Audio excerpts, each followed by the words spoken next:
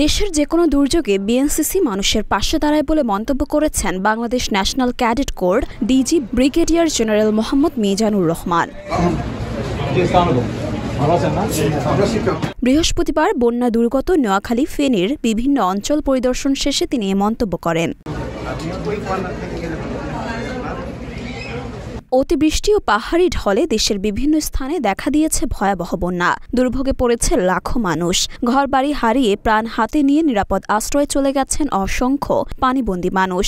বানবাসী অসহায় এইসব মানুষদের নিরাপদ আশ্রয়ে পৌঁছে দিতেও তাদের খাবার এবং সুপেয় পানির নিশ্চয়তার কাজ করছেন বিএনসিসির সদস্যরা। মোট 11টি জেলায় 77টি উপজেলায় বন্যা কবলিত হয়েছে এবং সেখানে অসংখ্য মানুষ মানবতর জীবনযাপন করছে। এই এলাকাগুলোতে এই সমস্ত বন্যা দুর্গত লোকজনের সহায়তার জন্য আমাদের বিএনসিসি ক্যাডেটরা নিয়োজিত হয়েছে এবং নিরলসভাবে কাজ করছে। বিএনসিসি ক্যাডেটরা কয়েক হাজার বিএনসিসি ক্যাডেট মূলত ত্রাণ বিতরণ কার্যক্রম এবং সেই সাথে যে ত্রাণের যে উদ্ধার কার্যক্রম এবং ক্যাম্পগুলোতে ভলেন্টিয়ার কার্যক্রম চালিয়ে যাচ্ছে।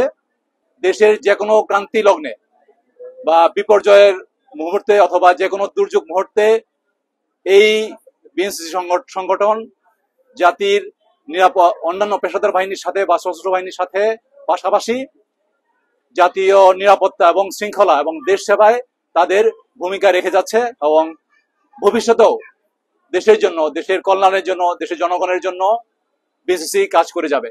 বন্যা কবলিত এলাকায় আটকে পড়া মানুষকে উদ্ধার, খাবার, পানি ও ওষুধ সরবরাহে উপজেলা প্রশাসন বিভিন্ন স্বেচ্ছাসেবী সংগঠনের সাথে পুরোদমে কাজ করছেন বিএনসিসি সদস্যরা। ফেনী, নোয়াখালী, কুমিল্লা, মৌলভীবাজার, হবিগঞ্জ সহ যে সকল অঞ্চল বন্যা দুর্গত সে সকল জায়গায় স্বেচ্ছাসেবী হিসেবে কাজ করছেন তারা।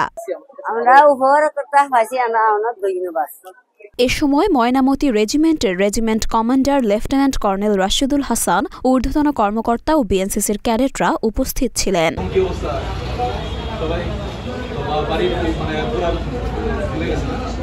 মরিয়ম মিম, ঢাকা পোস্ট।